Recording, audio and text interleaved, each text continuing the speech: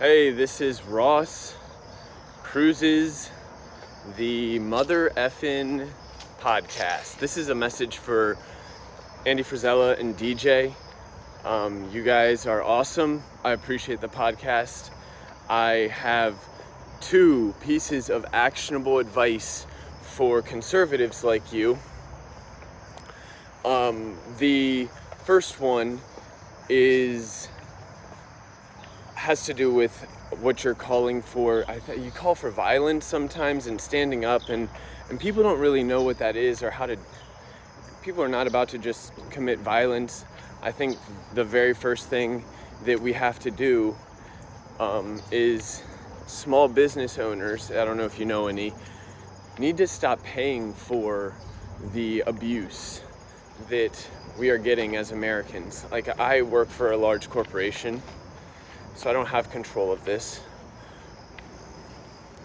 My corporation pays my taxes for me, and that's their choice. But small business owners who decide that they don't want to pay for criminal behavior, I think, have the right to make that choice. And if many small business owners want to coalesce and agree that we have a criminal government that doesn't deserve taxpayers' money and their employees money, like they think that money is better spent in giving their employees a 30% raise. We pay a lot in payroll taxes, income taxes, although you say over 50%, and that makes you a slave, and I tend to agree. So that's the first piece of actionable advice. Nobody's gonna chop heads off before we stop supporting them.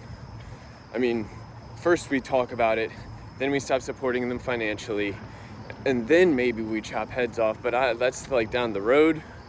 I don't know. Second piece of actionable advice. You guys are nervous about the election being stolen, rightfully so. Obviously 2020 was stolen. There's no way Biden had nearly the number of votes that he claimed to have had. We can do exit polls which scientifically prove, within a reasonable amount of variability, what happened inside each precinct. It takes 384, and I'm a math major. I've taken a lot of statistics classes. I can do the math equation for you, but I'm not going to bore you guys with it. The more people you exit poll, the smaller the range of variability. So if you poll 150 people, you get about an 8% range of variability in your exit poll compared to what's inside the poll. So if Trump wins your exit poll 60-40, it doesn't matter that it's over.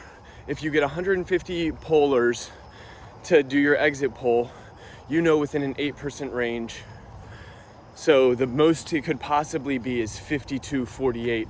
Trump guaranteed to have won that precinct. If it's anything outside that range, you have reason to suspect election fraud. I think evidence of election fraud at that precinct. So one person or two people doing an exit poll can count or discount thousands of votes by doing this. And enough people do this across the country, and you can reasonably argue that the election was defrauded. So if you get 384 votes, it's within 5%. That's a great number to go for. You will have a 5% range. If you get 384 votes, it takes a couple of hours on election day. So you can take your one vote, it's worth one. You can spend a couple hours on election day, all of a sudden you are worth thousands of votes. This is how you want to win an election. This is how you want to prove election fraud and have an actual argument, rather than just angry people showing up to a Capitol on the 6th. That did nothing.